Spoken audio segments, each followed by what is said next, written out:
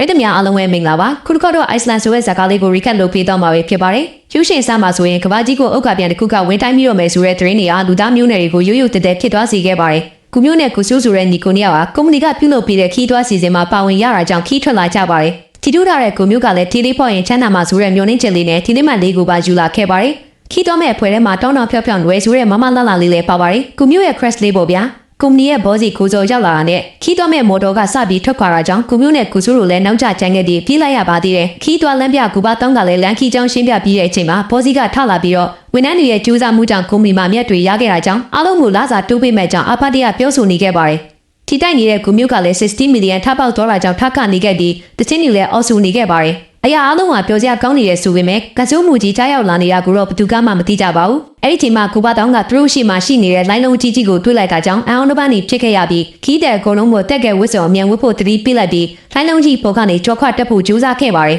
ဖြစ်ချင်တော့တမောကြီးတစ်စီးကပေါ်လာကြောင်းကူပါတောင်းတဲ့မော်တော်ကိုရောက်လို့ဆင်းလာရပါတယ်တောင်းစရာကောင်းစွာပဲဝေလာငါးကြီးကိုတော့မြင်ခဲ့ရပါသေးတယ်မော်တော်ကြီးလည်းရလေးကြီးလေးရိုရိဖြစ်ပြီးနောက်ဆုံးကန်ကောင်းကျင်တော့တူတစ်ခုမှသွားပြီးတောင်းတင်နေခဲ့ပါတယ်ခီးတွေကကြောက်ရွံ့နေကြပေမဲ့ကုမျိုးကတော့သူ့ရဲ့ဒီလက်မှန်လေးကောင်းတိုင်းမကြံမှာကိုစိတ်ပူနေခဲ့တာပါမန်နယ်ကိုမတွေ့တာကြောင့်ဟိုနာဒီနာလိုက်ရှာကြည့်ရင်တနေရာမှာတန်ကြားရနဲ့တွားကြည့်တော့ကြောက်ကိုကြောက်ပြီးနေတဲ့မန်နယ်ဖြစ်နေခဲ့ပါတယ်ကုမျိုးလည်းမန်နယ်ကိုကက်တင်ခဲ့ပြီးတခြားသူတွေနဲ့တူတူကြောက်ကူတစ်ခုတည်းဝင်နေလိုက်ကြပါတယ်ဒုတိယရက်မှာမုန်တိုင်းပြီးတော့တာကြောင့်အားလုံးကိုကူပါတောင်းကကူရဲကနေခေါ်ထုတ်ခဲ့ပါတယ်အမြဲတူရှိတဲ့တယ်လီနိုကလည်းလိုင်းမမိတာကြောင့်ကယ်ဆယ်ရေးကိုကူညီခေါ်ဖို့တမတနိုင်ခဲ့ပါဘူးလက်ရှိရောက်နေတဲ့ကျုံးမှာလည်းပောက်ကွဲမှုတွေဖြစ်နေတာကြောင့်စိတ်ပူနေရပါသေးတယ်ခီးတဲ့ဘွဲထဲမှာ Professor စေဖာလည်းပါလာပြီးတော့သူ့ရဲ့ရှာဖွေတွေးရှိမှုရဥက္ကကဲကြီးကကဘာကူတကယ်လာတိုက်တာဖြစ်ကြောင်းနဲ့တကဘာလုံးနေပါပစ္စည်းနိုင်ကြောင်းထပြောတော့အခုမှတီးပေါက်ထားတဲ့ကူမျိုးကတထင်းမဖြစ်မှကြောက်တာကြောင့်လက်မခံနိုင်ခဲ့ပါဘူးဘိုးကပြန်ရွာလာခဲ့တာကြောင့်အားလုံးလည်းကူရဲပြန်ဝင်ပုံနေလိုက်ကြပါတယ်နောက်တစ်မှာတော့ဂူပါတောင်းရဲ့ကူညီတဲ့ဒေါ်ရိတ်ကိုဝင်တတိတေးဦးတွေကိုရှာခဲ့ကြသလိုအသက်ကဲဝတ်စုံနေနဲ့လေးပြန်လေးပါလေးဖြတ်သွားရင်တတိထားမိအောင်ဖွင့်ကြည့်တောင်းတင်ကြတာလေးလှုပ်ထားလိုက်ပါတယ်ရှိတဲ့ပစ္စည်းလေးတွေနဲ့ကလစ်ကြီးဖုန်းလိုင်းလေးပါလေးများပြီးလို့မိညာစူးစမ်းနေတော့မှပောက်ကွဲတန်တစ်ခုထွက်လာခဲ့ပါတယ်ဘောကြီးကမော်တော်ကိုပြင်ဖို့ကုစုကိုခိုင်းခဲ့တာကြောင့်ကုစုတယောက်ကလေးလက်တော်သွားခဲ့တာပါအားလုံးဒုက္ခရောက်နေကြတော့အရင်ကဘောကြီးရဲ့ဝန်ထမ်းဖြစ်ခဲ့တဲ့ဆိုပေမဲ့အခုလက်ရှိမှာပတ်စံတဲ့ချမ်းသာကြွားမှုတွေကအရေးမပါတော့ပါဘူးကူပါတောင်းကစားစရာနဲ့တောက်ရည်ယူလာပြီးတော့အားလုံးကလည်းငတ်နေကြတာမို့အငမ်းမရလူစားကြပါတော့တယ်ကူပါတောင်းကအားလုံးကိုတားလိုက်ပြီးလက်ရှိချိန်မှာစားတောက်ချင်နေဆိုရင်ကူပါသားကိုရှာစားကြဆိုပြီးစိတ်တူတူနဲ့ပြောချလိုက်ပါတယ်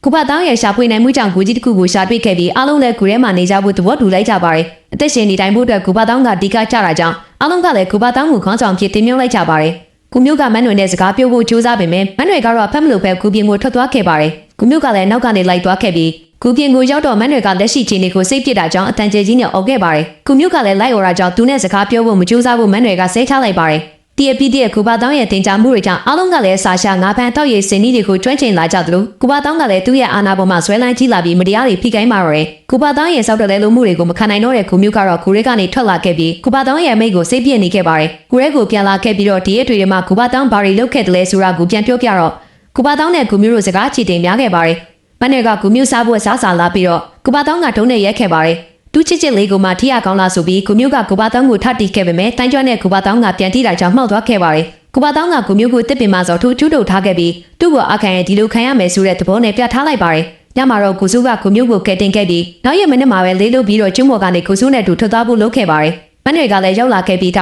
ာ့ကူမျိုးကဒီလက်မှတ်ထုတ်ပြပြီးကျွန်းကနေထွက်သွားနိုင်တာနဲ့တတိဖြစ်တော်မှာကွာဆိုပြီးထွေးကြော်ကွေးပေါ်လိုက်ပါတယ်။နှစ်တော်ကြာထိမ့်သိမ်းလာခဲ့တဲ့ရင်းနှီးဖြစ်တွေကိုဖွင့်ကြလိုက်ပြီးနှုတ်ဆက်နန်းလေးပေးဖို့ကြိုးစားခဲ့ပေမဲ့မန်တွေကနွယ်ဆိုတဲ့အတိုင်းလက်တံရှည်ကြီးတွေနဲ့တွန်းထားတာကြောင့်ကိစ္စထိဝရောက်မှဘူးစုနဲ့စုခံလိုက်ရတယ်လို့ဖြစ်သွားခဲ့ပါတယ်။ဒါမဲ့ချစ်နေတော့လဲမန်တွေကိုပြန်လာခေါ်ရမယ်လို့ခရီးပြခဲ့ပြီးညီကိုနီယောက်သားလေးစုနဲ့ပြည်လဲတဲ့ခီးနေလာခဲ့ကြပါတော့တယ်။နေဘွားကခက်ခဲပင်ပန်းခဲ့ရမှုတွေကိုပြန်ပြောပြနေရင်မြောက်တာနဲ့တတိပြဖို့စိတ်ကူးရင်ခဲ့ပေမဲ့ဖူလာဝဝန်လန်းကိုတွေ့လိုက်ရတာကြောင့်စိတ်ကူးတွေလည်းတစစီဖြစ်သွားခဲ့ရပါတယ်။ချင်းနေမနာကိုတီးတော့ဝဝန်လန်းကိုပဲကျွန်းစီကိုပြန်ယူသွားဖို့ဆုံးဖြတ်ခဲ့ကြပါတယ်။ကျွန်းကိုပြန်လာတော့ကူပါတောင်းကညီကိုနီယောက်ကိုရိုင်းနေပြပေးခဲ့ပြီးတခြားသူတွေကလည်းဝိုင်းရခဲ့ကြပါတယ်။မကြီးရတော့တဲ့မန်းတွေကလည်းကိုမျိုးရဲ့ထေလက်မအကြောင်းကိုပြောလိုက်တော့မှကူပါတောင်းကြိုက်တာရက်သွားခဲ့ပြီးတခြားသူတွေကလည်းပို့ပြီးလောင်ရဲခဲ့ကြပါတယ်။ကိုစုကလည်းထေလက်မအကြောင်းမပြောပြတာကခရီးတိုင်းသူ့ကိုမပေးချင်လို့မလားဆိုပြီးတော့ကိုမျိုးကစိတ်တူတူနဲ့ကိုစုကိုတွန်းထိုးလိုက်ပါတယ်။ကိုမျိုးကကိုစုကိုတဝက်ပေးချင်တဲ့ပုံမပေါ်ခဲ့ပါဘူး။ကျန်နေငယ်ကြလာတော့အားလုံးကလည်းသူတို့ကျုံးပေါ်မှာပိတ်မိနေကြတဲ့ဆိုတာကိုသဘောပေါက်လာကြတော့ဘောစီကလည်းသမီးလေးတက်ပုံကိုထုတ်ကြည့်ရင်းနဲ့တုံးဝင်တော့တဲ့သူ့ရဲ့ဖက်ဆန်တွေကိုထုတ်ပစ်လိုက်ပါတော့တယ်။အခုဆိုကျုံးပေါ်မှာရောက်နေတာက25ရက်တောင်ရှိနေခဲ့တယ်လို့ကူပါတောင်းရဲ့အာနာပြမှုတွေကလည်းတရက်ထက်တရက်ပူဆိုးလာခဲ့ပါတယ်။စာရှာထွက်ချိန်မှာနားယူရင်တော့မှဇူလာဆယ်လာလုံနေခဲ့ပါတယ်။နားယူနေတဲ့တန်းတင်ဆိုတဲ့သူကိုကူပါတောင်းကကိုမျိုးနဲ့တူတူငါးသွားဖမ်းဖို့ဖြစ်ပေးခဲ့ပါတယ်။ တောင်းနေတဲ့ကူမျိုးတို့စကားပြောကြရင်ဘာတောင်းရဲ့လူရက်တွေကိုမကြိုက်တော့တာကြောင့်ကျွန်းကနေထွက်သွားကျင်နေတဲ့သူတွေထဲမှာတန်းတယ်လဲပါနေကြောင်းသိလိုက်ရပါတယ်ညမှာတော့ဘောစီကအစာရေးစာရဖို့အတွက်ဒရိတ်ဆန်တွေလိုတစ်ပင်တဲ့တောင်တက်လုံနေရင်ကြားလိုက်အားလုံးဒရိတ်ဆန်တွေလိုဖြစ်လာမှစိုးရင်ကြောင်းနဲ့စားပင်တစ်ပင်တွေစိုက်ပျိုးပြီးလူပိတောင်းနေထိုင်မှုပြောတော့အားလုံးကလည်းသဘောကျစွာလက်ခုတီးရပါတယ်ဒါမဲ့ကူဘာတောင်းကသူ့မိကိုမနာခံမှစူးရန်ကြောင့်ကြောက်တရားနဲ့ဖေးချောက်ခဲ့ပြီးဘောစီပြောသမျှကိုဖေးချလိုက်ပါတယ်ဤလိုမျိုးတော့ကူဘာတောင်းနဲ့ဘောစီတို့ဖွဲ့နှစ်ဖွဲ့ခွဲလိုက်ပြီးဘောစီဘက်မှာပါတဲ့သူတွေကဂူရဲကနေထွက်သွားကြဖို့ပြောလိုက်ပါတယ်ဘောစီဘက်မှာတော့ကူမျိုးကူဆူတန်းတင်နဲ့ကူဘာတောင်းကိုသဘောမကျတဲ့သူတွေပါလာခဲ့ပေမဲ့မန်တွေပါဝင်မိန်းကလေးအများစုကတော့ကူဘာတောင်းတောက်မှာပဲကြံနေခဲ့ပါတယ်ဘောစီရဲ့ဖွဲ့သားတွေကလည်းကူကနေထွက်လာပြီးဘောစီရဲ့လမ်းပြမှုနဲ့တူတင်မောပြည်ကြီးစီကိုရောက်လာခဲ့ကြပါတယ်စီနဲ့တခြားလိုအပ်မဲ့ပစ္စည်းပစ္စယတွေခုံသွားရှာယူခဲ့ပြီးမှတော့ဘောစီကဖွဲ့သားတွေကိုသူ့ကိုယုံကြည်ပေးဖို့ပြောဆိုခဲ့ပါတယ်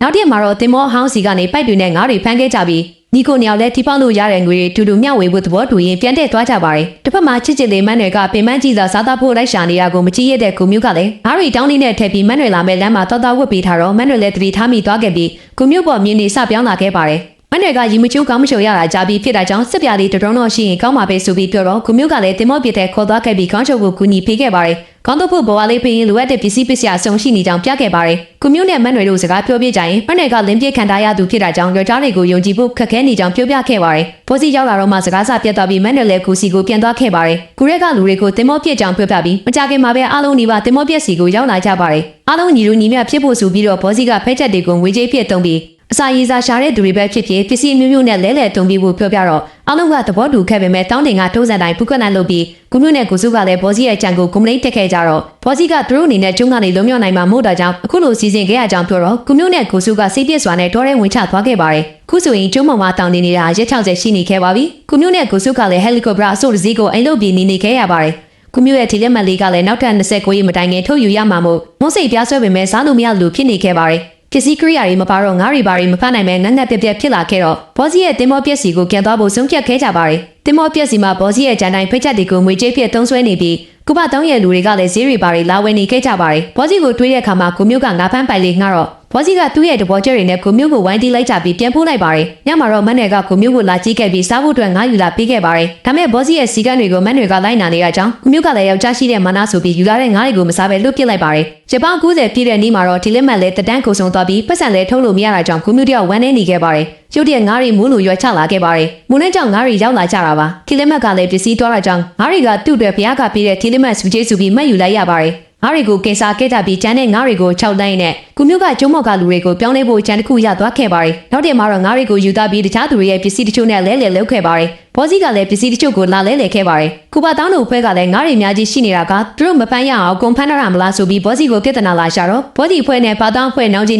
ခဲ့ကြပါတယ်ကုမျိုးရဲ့ပထမကြံကတော့အောင်မြင်သွားခဲ့ပါပြီအဲ့နောက်မှာတော့မန်နွယ်စီကိုသွားခဲ့ပြီးမန်နွယ်ကြီးချူးနေတဲ့ထင်းနဲ့ခန်းထဲဝင်မဲ့ပြင်ကနေရင်းနှီးပြခန်းစားချစ်တွေကိုပြောပြရင်မန်နွယ်ကိုတောင်းပန်နေခဲ့ပါတယ်။ဒါမဲ့ရီချူးနေတဲ့သူကတခြားတစ်ယောက်ဖြစ်နေခဲ့ပြီးမန်နွယ်ကဖုတ်ကနေထိုင်ကြည့်နေတော့ဂုမျိုးလည်းအမလေးရှစ်လိုက်တာတွေဖြစ်သွားခဲ့ပါတယ်။မန်နွယ်ကတော့ဂုမျိုးပေါ်ခန်းစားမှုတွေရှိနေခဲ့ပါပြီ။နောက်ထပ်တစ်ခါငါးမိုးရွက်ချပြီးမှတော့ကုပတောင်းတို့ဖွဲ့ကငါးပန်းပိုက်ကုံကိုဘောစီစီကနေလာနှားခဲ့ပါတယ်။ဘောစီကလည်းဖမ်းပြီးတဲ့ငါးရီရဲ့သုံးပုံနှုံကိုသူ့ကိုပေးရင်ငါပေးမယ်ဆိုပြီးတွက်လိုက်တာကြောင့်ကုပတောင်းကဘောစီကိုထားတိခဲ့ပြီးအဖွဲနှစ်ဖွဲလည်းနောင်ချင်းပလိကြပါတော့တယ်။ကုမျိုးနဲ့ကုစုကတော့အဝေးကနေထိုင်ကြည့်နေရင်သူတို့ဂျန်တိုင်းဖြစ်လာတာကြောင့်ကြီးနေခဲ့ပါတယ်။ညနေတဲ့အထိဖွဲ့နှစ်ဖွဲ့တိုက်ခိုက်ခဲ့ကြပြီးဂုံလုံးမွေးသားတော့မှကုမျိုးကရင်ဖွင့်လိုက်ပြီးကုမျိုးကငင်းငယ်ရေးတရားရည်နဲ့ကျုံးမကနေတူတူလွတ်မြောက်အောင်ကြိုးစားကြဖို့ဆန္ဒထုတ်ပေါ်လိုက်ပြီးလူတိုင်းကကုမျိုးရဲ့ကြံကိုသဘောတူလိုက်ကြပြီးခေါင်းဆောင်ဖြစ်ရွေးချက်တင်မြှောက်လိုက်ကြပါတယ်။ခေါင်းဆောင်တို့ပီချစ်ထားတဲ့ခေါက်ဆက်ပြုတ်တွေကိုတူတူဝေစာခဲ့ကြပြီးတော့ပညာတာကိုဖျက်တမ်းလိုက်ကြပါတယ်။နောက်တင်မှာတော့တင်မောင်ငယ်ဆော့ဖို့အားလုံးနဲ့တူတိုင်ပင်လိုက်ပြီးတကုတ်တဲ့သူခေါ်အလုပ်တွေရှုံနေကြပေမဲ့ကုပါတောင်းကတော့သူ့လိုမဟုတ်ဘူးဆိုပြီးနဲ့နေခဲ့ပါတယ်။ရက်နှဲငယ်ကြမှာတော့ပတ်စံလုပ်ထားတဲ့ဖဲရီကိုခစ်လိုက်ပြီးအားလုံးတူတူဝေးမြစားခဲ့ကြပါတယ်။ရက်တော်ကြတဲ့အခါမှာတော့မော်တော်လေးကိုပြန်ပြင်ဆင်ပြီးသူနေပါဖြစ်လာခဲ့ပါပြီ။အားလုံးကလည်းပျော်လွန်းတာကြောင့်မိဘပွဲမှာစုကဝေးကပေါင်းကုန်များနဲ့ပျော်ရွှင်ပွဲဆိုပြီးမြူးတူနေကြပါတယ်။ကုမျိုးနဲ့မန်နယ်တို့လည်းနေနီးလာခဲ့ကြပြီးမန်နယ်ကကျုံကနေထွက်သွားပြီးတဲ့နေ့ကျရင်ကုမျိုးနဲ့အာဝါဟာဖို့သဘောတူလိုက်တော့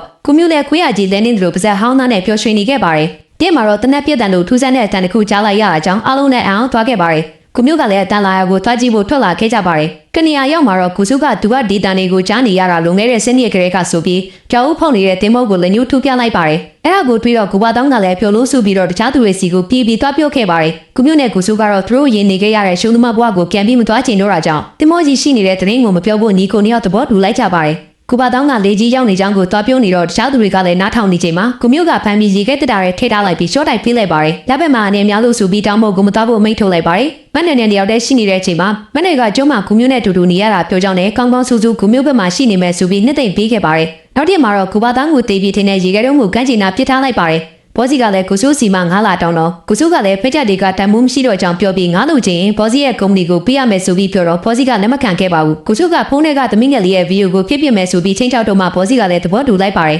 ကိုစုကလည်းဘောစီပြောသမျှကိုဗီဒီယိုရိုက်လာခဲ့ပြီးသူတို့တွေကျုံကနေထွက်သွားရင်တတိဖြစ်တော့မဲ့အကြောင်းတွေပြောခဲ့တယ်လို့အာနာဒီတန်းကိုမော်တော်အင်ဂျင်ကိုဖြစ်စီပြီးကျုံကနေဘယ်သူမှထွက်မသွားနိုင်အောင်လုပ်ဖို့ဆိုပြီးပြောခဲ့ပါတယ်ဒီဖြစ်သူကသူ့ရဲ့အာနာပေါ်ယူထနေပြီးဆိုတော့ကိုသဘောပေါက်သွားခဲ့ပေမဲ့မတားနိုင်ခဲ့ပါဘူးတယောက်ခဲရှိနေချိန်မှာမန်နယ်ကဝင်းနဲ့ပတ်ခေါ်လာခဲ့ပြီးမင်္ဂလာဆောင်ဖို့လုပ်နေရကိုတီးသွားခဲ့ပါတယ်ဒီလိုနေရင်ပြူဆိုတော့ကိုမျိုးမြဲမျောလင်းခဲ့ရတယ်ဆိုပေမဲ့မပြောခဲ့ပါဘူးစိတ်ငင်းငင်းနဲ့ပဲတခြားသူတို့နဲ့တူကပြီးအတန်ကျဲကြီးနဲ့ကိုပါတောင်းပြောပြတဲ့တင်မောဟာတကယ်ရှိကြောင်းအော်ပြောခဲ့ပါတယ်ဒီချိန်မှာပဲကိုပါတောင်းကရောက်လာတော့ကူပြောပေးဖို့ပြောပေမဲ့ကိုပါတောင်းကမတိကျအောင်ဆောင်နေခဲ့ပါတယ်အားလုံးကလည်းကိုမျိုးတယောက်ပြောလွန်သွားလို့အယူထသွားတယ်ထင်နေခဲ့ပါတယ်မန်နယ်ကိုရိုင်းကသူတို့ကိုစားနေတဲ့ထင်ပြီးမယုံကြည်ခဲ့ပါဘူးညနေပိုင်းမှာတော့ကိုမျိုးနဲ့ကိုပါတောင်းတို့တွေ့ခဲ့ပြီးကျွမော်ကလူတွေကိုထုတ်ဖို့သဘောတူညီချက်ယူခဲ့ပါတယ်မင်္ဂလာပွဲရဲ့ဖြစ်သူတို့ညီဖြစ်သူတတိမထားမရအောင်ကိုမျိုးကကိုစုကိုအာယုံလွှဲနေတော့ပါတောင်းကတင်မောစီပိုက်ကိုဖြုတ်ပြီးမိရှုဖို့လုပ်တော့မိချစ်ကချစ်မရခဲ့ပါဘူးကိုမျိုးကလည်းမီတို့ကိုဖျောက်ပြီးတော့တင်မောတကယ်ရှိကြောင်းပြောပြီးမီတို့ကိုမြှောက်လိုက်ပါတယ်တခြားသူတွေကမီတို့ကိုဝိုင်းလူနေတော့မှကိုပါတောင်းကကွင်းနေထူးနိုင်ကွင်းနဲ့လေးပေါ်မှာမီတို့ကိုလမ်းလူလိုက်ပါတယ်ဒါမဲ့တခြားသူတွေကလည်းတုတ်ကိုဝိုင်းလူရကြောင်းနောက်ဆုံးမိစာတို့ကမန်းရွယ်စီကိုရောက်သွားခဲ့ပါတယ်